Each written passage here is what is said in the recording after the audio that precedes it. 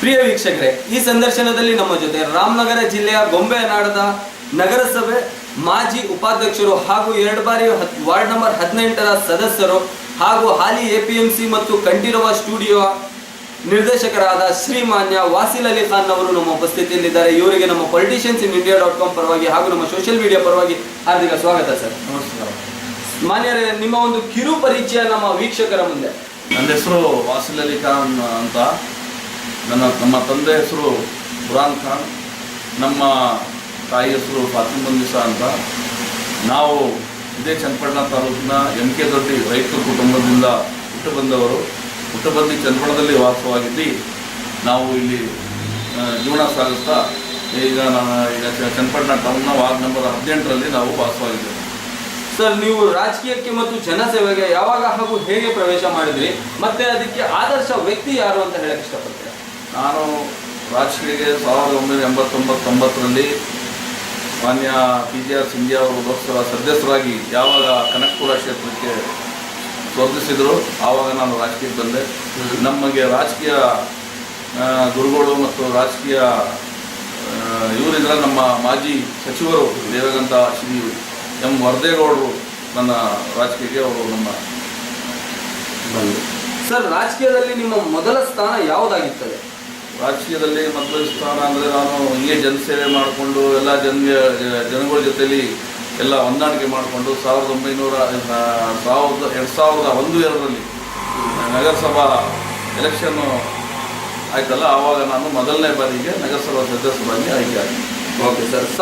ತಾವು 10 ವರ್ಷ ಸದಸ್ಯರಾಗಿದ್ರಿ, ಅದರಲ್ಲಿ ತಾವು ಉಪಾಧ್ಯಕ್ಷರು ಕೂಡ ಆಗಿದ್ರಿ. ಆ 10 ವರ್ಷದಲ್ಲಿ ತಾವು ತಮ್ಮ ವಾರ್ಡ್ ನಂಬರ್ 18ರಲ್ಲಿ ಏನೇನು ಅಭಿವೃದ್ಧಿ ಕೆಲಸ ಕಾರ್ಯಗಳನ್ನು ಮಾಡಿದ್ದೀರಾ ಸರ್ ನಮ್ಮ ವೀಕ್ಷಕರ ಮುಂದೆ? ಸರ್, ನಾನು 10 ವರ್ಷದಲ್ಲಿ ಸುಮಾರು ತುಂಬ ಅಭಿವೃದ್ಧಿ ಕೆಲಸ ಮಾಡಿದ್ದೀನಿ. ವಿಶೇಷವಾಗಿ ನಮ್ಮ ವಾರ್ಡಲ್ಲಿ ನೀರಿನ ಸಮಸ್ಯೆ ಇತ್ತು, ಸ್ವಚ್ಛತೆ ಸಮಸ್ಯೆ ಇತ್ತು, ಚರಂಡಿ ಸಮಸ್ಯೆ ಇತ್ತು ಮತ್ತು ಎಲ್ಲ ರೋಡಿನ ಸಮಸ್ಯೆ ಇತ್ತು. ನಾನು ನನ್ನ ಒಂದು ಎಕ್ಸ್ಪೀರಿಯನ್ಸ್ ಮೂಲಕ ನಮ್ಮ ಆವಾಗ ಇದ್ದಂಥ ಪೌರಾಯುಕ್ತರು ಮತ್ತು ಅಧ್ಯಕ್ಷರ ಜೊತೆಯಲ್ಲಿ ನಾವು ಹೊಂದಾಣಿಕೆ ಮಾಡಿಕೊಂಡು ಮತ್ತು ನಮ್ಮ ಆವಾಗ ಲೋಕಸಭೆ ನಮ್ಮ ರಾಜ್ಯಸಭಾ ಸದಸ್ಯರಿಂದ ಮತ್ತು ವಿಶೇಷವಾಗಿ ಎಲ್ಲ ನನ್ನ ಪೌರಾಯುಕ್ತರು ಒಂದು ಇದರಿಂದ ನಾನು ಸುಮಾರು ಅಭಿವೃದ್ಧಿ ಕೆಲಸವನ್ನು ನಾನು ಮಾಡಿದ್ದೀನಿ. ತುಂಬ ಒಳ್ಳೆಯ ವಿಚಾರ ಸರ್. ಸರ್, ಈಗ ತಾವು APMC ನಿರ್ದೇಶಕರಾಗಿ ಕಾರ್ಯನಿರ್ವಹಿಸಿದ್ದೀರಾ. ಹೌದು. ಅಲ್ಲಿ ತಮ್ಮ ಕೆಲಸ ಏನಾಗಿರ್ತದೆ? ಅಲ್ಲಿ ತಾವು 2 ತಿಂಗಳು ಆಗಿದೆ ತಾವು ಗೆದ್ದು ನಿರ್ದೇಶಕರಾಗಿ. ಅಲ್ಲಿ ತಾವು ಏನೇನು ಕೆಲಸ ಕಾರ್ಯಗಳನ್ನು ಮಾಡಿದ್ದೀರಾ ಸರ್? ಈಗ ನಮ್ಮ APMC ಇದು 27 ವರ್ಷ ಆಗಿತ್ತು. ನಮ್ಮ ಇಲ್ಲಿ APMC ಎಲೆಕ್ಷನ್ ಆಗಿ ಕಮಿಟಿಯಾಗಿ ಆವಾಗಿಂದ ಬರೀ ಆಡಳಿತ ಅಧಿಕಾರಿಗಳೇ ಇದಕ್ಕೆ ಅಧಿಕಾರ ಮಾಡ್ಕೊಂಡು ಬರ್ತಾ ಇದ್ರು. ಈಗ 2 ತಿಂಗಳಾಗದೆ ನಮ್ಮ APMCಯಲ್ಲಿ ಸುಮಾರು ಸಮಸ್ಯೆಗಳಿವೆ. ವಿಶೇಷವಾಗಿ ಇಲ್ಲಿ ಜಾಗದ ಸಮಸ್ಯೆ ಇದೆ. ಈಗ ನಮ್ಮ ಮಾರ್ಕೆಟಲ್ಲಿ ಈಗ ಒಂದು ಮೊದಲನೇ ಸ್ಥಾನದಲ್ಲಿ ಈಗ ಮಾವು ಈಗ ಶ್ರೀನಿವಾಸಪುರ ಬಿಟ್ಟರೆ ಏಷ್ಯಾಕ್ಕೆ 2ನೇ ಸ್ಥಾನದಲ್ಲಿ ನಮ್ಮ ಚನ್ನಪಟ್ಟಣ ಅದ. ಈ ಚನ್ನಪಟ್ಟಣದಿಂದ ಎಲ್ಲ ನಮ್ಮ ರಾಜ್ಯಗಳಿಗೆ, ನಮ್ಮ ದೇಶದ ಎಲ್ಲ ರಾಜ್ಯಗಳಿಗೆ ಹೋಗ್ತದೆ ಮತ್ತು ಫಾರಿನ್ಗೂ ಇಲ್ಲಿಂದ ಎಕ್ಸ್ಪೋರ್ಟ್ ಆಯ್ತದೆ. ನಮ್ಮ ಬಾಂಬೆಯಿಂದ ಇಲ್ಲಿ ಸರಕು. ಈಗ ಇಲ್ಲಿ ಸುಮಾರು ಸಮಸ್ಯೆಗಳಿವೆ. ಯಾಕಂದರೆ ಲೇಸಲ್ದಾರರು ಜಾಸ್ತಿ ಇದ್ದಾರೆ, ಜಾಗ ಕಡಿಮೆ ಇದೆ ಮತ್ತು ಸರಿಯಾಗಿ ಜಾಗದ ವ್ಯವಸ್ಥೆ ಬೇಕು. ಮತ್ತು ಇಲ್ಲಿ ಲೈಟಿಂಗ್ಗೆ ನಾನು ಬಂದ ನಂತರ ಈಗ ನನ್ನ ಅಧ್ಯಕ್ಷ ಎಲೆಕ್ಷನ್ ಆಗಿರಲಿಲ್ಲ, ಆವಾಗ ನಾನು ಅಧಿಕಾರಿಗಳೆಲ್ಲ ಬೆಂಗಳೂರಿಂದ ಕರೆಸಿ ನಮ್ಮ ಹೈಮ್ಯಾಕ್ಸ್ ಲೈಟು 4 ಹೈಮ್ಯಾಕ್ಸ್ ಲೈಟ್ ಸ್ಯಾಂಕ್ಷನ್ ಮಾಡ್ತಿದ್ದೀನಿ. ನಮ್ಮ ಈಗ ಮೊನ್ನೆ ಮೀಟಿಂಗಲ್ಲೂ ಅಪ್ರೂವಲ್ ಆಯಿತು. ಮತ್ತು ನೀರಿನ ಟ್ಯಾಂಕಿಗೆ ಆವಾಗಲೇ 2-3 ಟ್ಯಾಂಕಿಗೆ ಕಲೆಕ್ಷನ್ ಕೊಟ್ಟಿದ್ದೀವಿ, ಪೈಪ್ ಲೈನ್ ರೆಡಿ ಮಾಡಿದ್ದೀವಿ. ಈಗ ಇನ್ನು ವರ್ತಕರಿಗೆ ಭಾಳ ತೊಂದರೆ ಇದೆ ಇಲ್ಲಿ. ಮುಂದಿನ ದಿನಗಳಲ್ಲಿ ಈಗ ನಾವು ಈ ಹಮಾಲಿಗಳು ಕ್ವಾರ್ಟರ್ಸ್ ಇದೆ, ಆ ಕ್ವಾರ್ಟರ್ಸ್ನ ನಾವು ಶಾಸಕರ ಜೊತೆಯಲ್ಲಿ ನಾವು ಮಾತಾಡಿದ್ದೀವಿ. ಶಾಸಕರಿಗೆ ಇದಕ್ಕೆ ತುಂಬ ನಮಗೆ ಬೆಂಬಲ ಕೊಡ್ತಾ ಇದ್ದಾರೆ. ನೀವೇನಾದ್ರು ಮಾಡಿ ಇದನ್ನ ಅಭಿವೃದ್ಧಿಪಡಿಸಿ. ಇದು ಸುಮಾರು ವರ್ಷದಿಂದ ಇದು ಯಾರು ಕೇಳೋರೇ ಇರಲಿಲ್ಲ. ನೀವು ಈಗ ಅಧ್ಯಕ್ಷರಿದ್ದಾರೆ, ಎಲ್ಲ ಸದಸ್ಯರಿದ್ದಾರೆ, ನೀವು ಅನುಭವ ಇದ್ದೀರಿ, ನೀವೆಲ್ಲರಿಗೂ ಜೊತೆ ತೊಗೊಂಡು ಕೆಲಸ ಮಾಡಿ ಅಂತ ಹೇಳಿದ್ದಾರೆ. ಅದಕ್ಕೆ ನಾವು ಹಮಾಲಿಗಳಿಗೆ ಬೇರೆ ಕಡೆ ಶಿಫ್ಟ್ ಮಾಡಿಬಿಟ್ಟು ಆ ಜಾಗನೂ ನಮ್ಮ ಮಾರ್ಕೆಟ್ಗೆ ತೊಗೊಂಡು ನಾವು ಎಲ್ಲರೂ ಯಾವ್ಯಾವ ಜಾಗದ ಕೊರತೆ ಇದೆ ಜಾಗದನ್ನ ಎಲ್ಲರಿಗೂ ನಾವು ಜಾಗನ ಡಿವೈಡ್ ಮಾಡಿ ಮತ್ತು ಇಲ್ಲಿ ಬರ್ತಾ ಇರುವಂಥ ಸರಕ್ಕೆ ರೈತರಿಗಾಗಲಿ ವ್ಯಾಪಾರಸ್ಥರಿಗಾಗಲಿ ಯಾರಿಗೂ ತೊಂದರೆ ಆಗದಂಗೆ ನಾವು ನೋಡ್ಕೋಬೇಕು ಅಂದ್ಬಿಟ್ಟು ನಾವೆಲ್ಲ ಕಮಿಟಿಗೆ ಮನೆ ತೀರ್ಮಾನ ತಗೊಂಡಿದ್ದೀವಿ. ಹೌದು ಸರ್, ತುಂಬ ಒಳ್ಳೆಯ ವಿಚಾರ. ಸರ್, ತಮ್ಮ APMCದಲ್ಲಿ ಇರುವ ದೊಡ್ಡ ಸಮಸ್ಯೆ ಯಾವುದು, ಅದನ್ನು ಯಾವ ರೀತಿ ಬಗೆಹರಿಸಬೇಕಂತ ಇದ್ದೀರಾ? ಸರ್, ದೊಡ್ಡ ಸಮಸ್ಯೆ ನಮ್ಮ APMCಲಿ ಮೇನ್ ಜಾಗದ ಸಮಸ್ಯೆಗೆ ನಾವು ಈಗ ಏನಾರ ಮಾಡಿ ಈಗ ನಮ್ಮ APMC ಮುಂಭಾಗದಲ್ಲಿ ಒಂದು 18 ಎಕರೆ ಜಾಗನ ಈಗ ಅದು ಸರ್ಕಾರಿ ಲ್ಯಾಂಡ್ ಅಂತ ಏನೋ ಈಗ ಕೋರ್ಟಲ್ಲಿ ಆಗಿದೆ ಅಂತ ನಮ್ಗೆ ಗಮನಕ್ಕೆ ಬಂದಿದೆ. ಅದು ನಾವು ವಶಕ್ಕೆ ಪಡೆದುಕೊಂಡು ಅದನ್ನ ಒಂದು ಕಡೆ ಪಾರ್ಕಿಂಗ್ಗೆ, ಹಮಾಲಿಗಳಿಗೆ ಮಿಕ್ಕಿದ್ದು ಯಾರ್ಯಾರು ವ್ಯಾಪಾರ ಈಗ ವಹಿವಾಟ ನಡೆಸ್ತಾ ಇದ್ದಾರೆ ಅವ್ರಿಗೂ ನಾವು ಇದು ಮಾಡ್ಬಿಟ್ಟು ಮಾಡಿದ್ರೆ ಈ ನಂಬರ್ 1ನೇ ಸ್ಥಾನದಲ್ಲಿ ಚನ್ನಪಟ್ಟಣ ನಮ್ಮ ಮಾವುಗೆ ನಮ್ಮ ಏಷ್ಯಾದಲ್ಲೇ ಮೊದಲನೇ ಸ್ಥಾನದಲ್ಲಿ ಬರೋದು ಸಾಧ್ಯತೆ ಇದೆ. ಹೌದು ಸರ್, ತುಂಬ ಒಳ್ಳೆಯ ಸರ. ಇನ್ನು ಉಳಿದಿರೋ ಕಾಲಾವಧಿಯಲ್ಲಿ ತಮ್ಮ APMCದಲ್ಲಿ ತಾವು ಏನೇನು ಅಭಿವೃದ್ಧಿ ಕೆಲಸಗಳನ್ನು ಮಾಡಬೇಕಂತ ಇದ್ದೀರಾ? ಸರ್, APMCಲಿ ಅಂದರೆ ಈಗ ನೋಡಿ, ಈಗ ನಮ್ಮ ಈಗ ತೆಂಗುದದೆ ಈಗ ಬರಗಾಲ ಬಂದ್ಬಿಟ್ಟು ಸರಿಯಾಗಿ ನೀರಿಲ್ಲದೇ ರೈತರು ಪಾಪ ಭಾಳ ಕಷ್ಟದಲ್ಲಿದ್ದಾರೆ. ಈಗ ಅವ್ರಿಗೆ ತೆಂಗು ಸರಿಯಾಗಿ ಸರಕು ಸಿಗ್ತಾ ಇಲ್ಲ. ಈಗ ವಿಳಿದ ಎಲೆಗೆ ಬೋರು, ಈಗ ನಮ್ಮ ಶಾಸಕರು ಈಗ ಒಂದು ಒಳ್ಳೆಯ ಯೋಜನೆ ತಂದು ಕೆರೆ ತುಂಬಿಸುವಂಥ ಯೋಜನೆನ ತಂದು ಸುಮಾರು 125 ಕೆರೆ ತುಂಬಿಸಿದ್ರು. ಎಲ್ಲ ನಿಂತಿರುವಂಥ ಬೋರ್ಗಳೆಲ್ಲ ಇಂಪ್ರೂವ್ ಆಗಿತ್ತು. ಈ ವರ್ಷ ಮಳೆ ಕೊರತೆಯಿಂದ KRS ಅಲ್ಲಿ ನೀರು ಇದ್ದದ ಕಾರಣ, ಇಗ್ಲೂರು ಡ್ಯಾಮಲ್ಲೂ ನೀರು ಇಲ್ಲದ ಕಾರಣ ಈಗ ಸುಮಾರು ಕೆರೆಗಳು ಈಗ ಆವಾಗಲೇ ನೀರು ಖಾಲಿ ಆಗಿಬಿಟ್ಟು ಕೆಲವು ಬೋರ್ಗಳೆಲ್ಲ ಫೇಲ್ ಆಗಿವೆ. ಮುಂದಿನ ದಿನಗಳಲ್ಲಿ ಮಳೆ ಆಗಿ ಅದೆಲ್ಲ ಬಂದ ತಿರ್ಗ ಕೆರೆ ತುಂಬಿದಾಗ ಇನ್ನು ನಮ್ಮ ಎಲ್ಲ ತೆಂಗಿಗಾಗಲಿ, ಬಾಳೆಗಾಗಲಿ, ಉಪ್ನೇಲ್ ಗಡ್ಡಿಗಾಗಲಿ, ಈಗ ವಿಳಿದೆಲೆಗಾಗಲಿ ಎಲ್ಲಕ್ಕೂ ಒಂದು ಅನುಕೂಲ ಆಗಿ ನಮ್ಮ ಮಾರ್ಕೆಟನ್ನು ಇನ್ನೂ ಇಂಪ್ರೂವ್ ಆಯ್ತದೆ. ಇಂಪ್ರೂವ್ ಆದ ನಂತರ ನಾವು ಇನ್ನೂ ಈ ಮಾರ್ಕೆಟ್ನ ನಾವು ಒಳ್ಳೆಯ ಒಂದು ಮಾದರಿ ಮಾರ್ಕೆಟ್ ಮಾಡಬೇಕಂತ ನಮ್ಮ ಆಸೆ ಇದೆ. ಓಕೆ ಸರ್, ತಮ್ಮ ಕ್ಷೇತ್ರದ ಶಾಸಕರಿಗೆ ತಾವು ಹೇಳೋದಾದ್ರೆ ಏನು, ಕೇಳೋದಾದ್ರೆ ಏನು? ನಮ್ಮ ಶಾಸಕರು ಅಭಿವೃದ್ಧಿ ವಿಚಾರದಲ್ಲಿ ಅವರು ಭಾಳ ಗಮನಪಟ್ಟು ಒಳ್ಳೆಯ ಕೆಲಸ ಮಾಡ್ತಾ ಇದ್ದಾರೆ.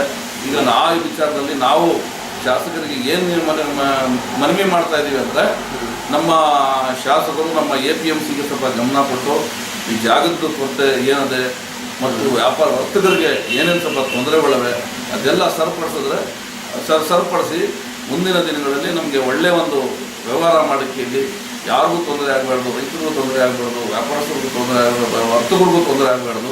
ಈ ಮಾರ್ಕೆಟನ್ನು ನಂಬರ್ 1 ಮಾರ್ಕೆಟ್ ಮಾಡಬೇಕು ಅಂತ ಹೇಳ್ಬಿಟ್ಟು ನಾನು ಶಾಸಕರಲ್ಲಿ ಮನವಿ ಮಾಡ್ತೀನಿ. ಓಕೆ ಸರ್, ತುಂಬ ಒಳ್ಳೆಯ ಸರ್. ಸರ್, ಸ್ವಚ್ಛತೆ ಬಗ್ಗೆ ತಮ್ಮ ಅಭಿಪ್ರಾಯ ಏನಿದೆ, ಮತ್ತು ತಾವು ತಮ್ಮ APMCದಲ್ಲಿ ಸ್ವಚ್ಛತೆಯನ್ನು ಯಾವ ರೀತಿ ಕಾಪಾಡ್ತಾ ಇದ್ದಾರೆ? ಸ್ವಚ್ಛತೆ ಈಗ ಏನಂದರೆ, ಮೊದಲೇ ಯಾರೋ ಒಬ್ಬರು ಟೆಂಡರ್ ಕೊಟ್ಬಿಟ್ಟು ಅವರು ಕೆಲಸ ಮಾಡ್ತಾ ಇದ್ದಾರೆ, ಅದು ಸರಿಯಾಗಿ ವಹಿವಾಟ ನಡೀತಾ ಇಲ್ಲ. ಈಗ ಮೊನ್ನೆ ಮೀಟಿಂಗಲ್ಲೂ ಅವ್ರಿಗೆ ಈಗ ಏಪ್ರಿಲಲ್ಲಿ ಅವ್ರದ್ದು ಅವಧಿ ಮುಗೀತದೆ. ಅವಧಿ ಮುಗಿದ ತಕ್ಷಣ ನಾವು ಮುಂದಿನ ಸ್ಟೆಪ್ನ ತಗೊಂಡು ಸ್ವಚ್ಛತೆಯನ್ನು ದಿನ ಏನೇನು ಬರ್ತದೆ ಅದೆಲ್ಲ ಡಂಪ್ ಮಾಡೋಕ್ಕೋಸ್ಕರ ವ್ಯವಸ್ಥೆ ಮಾಡ್ತೀವಿ. Okay sir. ಸರ್, ತಮ್ಮ ಚನ್ನಪಟ್ಟಣ ನಗರ ಯುವಕರಿಗೆ ತಾವು ಏನು ಸಂದೇಶ ಕೊಡೋದು ಸರ್? ಯುವಕರಿಗೆ ಅಂದರೆ ಈಗ ಯುವಕರು ಈಗ ಎಲ್ಲ ವಿಚಾರದಲ್ಲಿ ಮುಂದೆ ಬರಬೇಕು. ಯಾಕಂದರೆ ಈಗ ಮುಂದೆ ಇರೋದೇ ಯುವಕರು ಏನೋ ಎಲ್ಲ ಥರದ್ದು ಈಗ ರಾಜಕೀಯದಲ್ಲಾಗಲಿ, ಒಂದು ವ್ಯವಹಾರದಲ್ಲಾಗಲಿ, ಒಂದು ಯಾವುದೋ ಒಂದು ವಿಚಾರದಲ್ಲಿ ಮುಂದೆ ಬಂದು ನಿಂತು ಎಲ್ಲ ಒಂದು ಹೋರಾಟ ಮಾಡಿದಾಗಲೇ ಯಾವುದೋ ಒಂದು ಒಳ್ಳೆಯ ಕೆಲಸ ಮಾಡೋಕ್ಕೆ ಸಾಧ್ಯ. ಸರ್, ತಾವು ಮಹಿಳೆಯರಿಗೆ ಮತ್ತು ಅಂಗವಿಕಲರಿಗೆ ಯಾವ ರೀತಿ ಆದ್ಯತೆ ಕೊಡ್ತೀರಾ ಸರ್?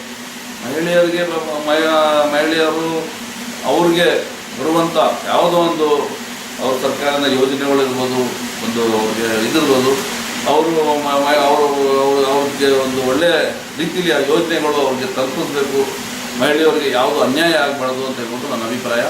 ಮತ್ತು ಅಂಗವಿಕಲರಿಗೂ ಅಷ್ಟೇ ಅವ್ರು ಬರುವಂಥ ಒಂದು ಏನು ವೇತನ ಇರ್ಬೋದು, ಅವ್ರು ಬರುವಂಥ ಯಾವ ರೀತಿಯಲ್ಲಿ ಯಾರೋ ಒಂದು ಟೆಲಿಫೋನ್ ಬೂತ್ ಮಡಗಿರ್ತಾನೆ, ಇನ್ನೊಬ್ಬರು ಯಾರೋ ಒಂದು ವ್ಯವಹಾರನೆ ಮಾಡ್ತಾ ಇರ್ತಾನೆ ಒಂದು ಗಾಡೀಲಿ, ಅಂಥವ್ರಿಗೆಲ್ಲ ಅವಕಾಶ ಮಾಡಿಕೊಡ್ಬೇಕು ಅಂತ ಹೇಳ್ಬೋದು. ಸರ್, ಮುಂಬರುವ 2018ನೇ ಚುನಾವಣೆ ಪರವಾಗಿ ತಾವು ತಮ್ಮ ಕ್ಷೇತ್ರದ ಜನರಿಗೆ ಏನು ಹೇಳಕ್ಕೆ ಇಷ್ಟಪಡ್ತೀವಿ ಸರ್? ತಮ್ಮ ವಾರ್ಡಿನ ಜನಗಳಿಗೆ ಈಗ ನಾನು ಏನಂದರೆ, ಈಗ ನಾನು 10 ವರ್ಷ ಅವ್ರಿಗೆ ಸೇವೆ ಮಾಡಿದ್ದೀನಿ. ಸೇವೆ ಮಾಡೋದು ಸುಮಾರು 90% ನಾನು ಎಲ್ಲ ಕೆಲಸಗಳನ್ನ ಮಾಡಿದ್ದೀನಿ. ಮುಂದೆ ನಾನು ಯಾವುದೇ ಇದಕ್ಕೆ ನಾವು ಆಸೆ ಪಡೋನಲ್ಲ. ಯಾಕಂದರೆ ದೇವರು ನಮಗೆ ಸುಮಾರು ಒಂದು ಒಳ್ಳೆಯ ಒಂದು ಆರ್ಥಿಕ ಪರಿಸ್ಥಿತಿಯಾಗಿ ಚೆನ್ನಾಗಿ ಇಟ್ಟಿದ್ದಾನೆ. ನಾವು ಯಾವತ್ತೂ ಆಸೆ ಪಡೋದಲ್ಲ. ನಾವು ನಮ್ಮ ಉದ್ದೇಶ ಏನೋ ಜನಗಳ ಸೇವೆ ಮಾಡಬೇಕು, ಅವರಿಗೆ ಬರುವಂಥ ಸರ್ಕಾರದ ಯೋಜನೆಗಳು ಏನೇನಿದೆ ಅವರಿಗೆ ತಲುಪಿಸ್ಬೇಕು ಅಷ್ಟೇ.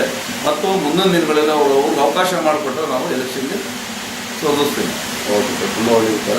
ಕೊನೆಯಾಗಿ ಕೇಳಬೇಕಂದ್ರೆ, ತಮಗೂ ಕೂಡ ಒಂದು 25 ವರ್ಷ ಎಕ್ಸ್ಪೀರಿಯನ್ಸ್ ಇರೋದ್ರಿಂದ ರಾಜಕೀಯ ಅಂದರೆ ತಮ್ಮ ಪ್ರಕಾರ ಏನು ಸರ್? ರಾಜಕೀಯ ಒಳ್ಳೆಯದು. ಅಂದರೆ ರಾಜಕೀಯದಲ್ಲಿ ನಡ್ಕೊಳ್ಳೋವಂಥ ರೀತಿ ಸರಿ ಇಲ್ಲ. ರಾಜಕೀಯ ಮಾಡಬೇಕು. ರಾಜಕೀಯದಲ್ಲಿದ್ದರೆ ಈಗ ಹಳೆ ನಮ್ಮ ಎಂಥ ಇಂದಿರಾ ಗಾಂಧಿ ಇರ್ಬೋದು, ಬಹುಗುಣ ಅವರು ಇರ್ಬೋದು, ವಿ ಪಿ ಸಿಂಗ್ ಅವರು ಇರ್ಬೋದು, ಜೀವನ್ ರಾಮ್ ಅವರು ಅಂತ ಇರ್ಬೋದು, ಆ ರಾಜಕಾರಣ ವಾಜಪೇಯಿ ಅಂತವರು, ಆ ರಾಜಕಾರಣ ಬರಬೇಕು. ಈಗ ಬಂದು ಎಲ್ಲ ಭ್ರಷ್ಟಾಚಾರ, ದೇಶಕ್ಕೆ ನಷ್ಟ ಉಂಟು ಮಾಡೋದು, ನಮ್ಮ ಎಲ್ಲ ಭ್ರಷ್ಟಾಚಾರಕ್ಕೆ ಅವಕಾಶ ಕೊಡಬಾರದು. ಒಳ್ಳೆಯ ಒಂದು ನ್ಯಾಯ ರೀತಿಯಿಂದ ರಾಜಕೀಯ ಮಾಡಿ ನಮ್ಮ ದೇಶಕ್ಕೆ, ನಮ್ಮ ರಾಜ್ಯಕ್ಕೆ ಒಂದು ಒಳ್ಳೆ ಸ್ಥಾನದಲ್ಲಿ ತರಬೇಕಂತ ನಮ್ಮ ಆಸೆ. ತುಂಬಾ ಒಳ್ಳೆಯ ವಿಚಾರ ಸರ್. ಸರ್, ತಾವು ಕೂಡ ರೈತರ ಮಗನಾಗಿ ಈ ಆತ್ಮಹತ್ಯೆ ಮಾಡ್ಕೊಳ್ತಾ ಇರುವ ರೈತರಿಗೆ ತಾವು ಏನು ಸಂದೇಶ ಕೊಡೋಕೆ ಇಷ್ಟಪಡ್ತೀರಾ ಸರ್? ರೈತರು ಆತ್ಮಹತ್ಯೆ ಮಾಡ್ಕೊತಾ ಇರೋದು ಇದು ಒಳ್ಳೆ ಬೆಳವಣಿಗೆ ಅಲ್ಲ. ಯಾಕಂದರೆ ರೈತರು ಕಷ್ಟ ಇರ್ತದೆ, ಒಪ್ಕೋತೀನಿ. ಅದಕ್ಕೆ ನಾವು ಹೋರಾಟ ಮಾಡಿ ಅದಕ್ಕೆ ಸರಿಪಡಿಸ್ಬೇಕು. ಯಾಕಂದರೆ ರೈತರು ಉಳ್ಕೊಂಡ್ರೆ ನಮ್ಮ ದೇಶ ಉಳ್ಕೊಳ್ಳೋದು, ಜನ ಉಳ್ಕೊಳ್ಳೋದು ಎಲ್ಲ ರೈತರಿಂದನೇ ಎಲ್ಲ ನಮ್ಮ ಇದಾಗೋದು. ಯಾಕಂದರೆ ರೈತರಿಗೆ ಕಷ್ಟ ಇರ್ತದೆ, ಒಪ್ಕೋತೀನಿ. ಅಂದರೆ ಆತ್ಮಹತ್ಯೆ ದಾರಿ ಅಲ್ಲ. ಅದಕ್ಕೆ ಒಂದು ಹೋರಾಟ ಮಾಡಬೇಕು. ನಾವು ಎಷ್ಟು ಕಷ್ಟ ಬಂದರೂ ನಾವು ನಿಂತು ಹೋರಾಟ ಮಾಡಿ ಸಮಸ್ಯೆಗಳನ್ನ ಬಗೆಹರಿಸ್ಕೊಂಡು ಅದನ್ನು ಜೀವನ ಮಾಡಿದ್ರೆ ಒಳ್ಳೆಯದಂದ್ಬಿಟ್ಟು ನನ್ನ ಅಭಿಪ್ರಾಯ. ತಮ್ಮ ರಾಜಕೀಯ ವಿಚಾರವನ್ನು ನಮ್ಮ ವೀಕ್ಷಕರ ಮುಂದೆ ಹಂಚಿಕೊಂಡಿದ್ದಕ್ಕೆ ನಮ್ಮ ಸೋಷಿಯಲ್ ಮೀಡಿಯಾ ಪರವಾಗಿ ಹಾಗೂ ನಮ್ಮ ವೀಕ್ಷಕರ ಪರವಾಗಿ ಧನ್ಯವಾದಗಳು. ನಮಸ್ಕಾರ. ತಾವು ಕೇಳಿದ್ರಲ್ಲ ವೀಕ್ಷಕರೇ, ಚನ್ನಪಟ್ಟಣ ನಗರದ ಮಾಜಿ ಉಪಾಧ್ಯಕ್ಷರು ಹಾಗೂ ಹಾಲಿ APMC ನಿರ್ದೇಶಕರ ಮಾತುಗಳು. ಇವರ ಇನ್ನಷ್ಟು ಮಾಹಿತಿಗಾಗಿ ಲಾಗ್ ಆನ್ ಮಾಡಿ www.politiciansinIndia.com. ಜೈ ಹಿಂದ್, ಜೈ ಕನ್ನಡ.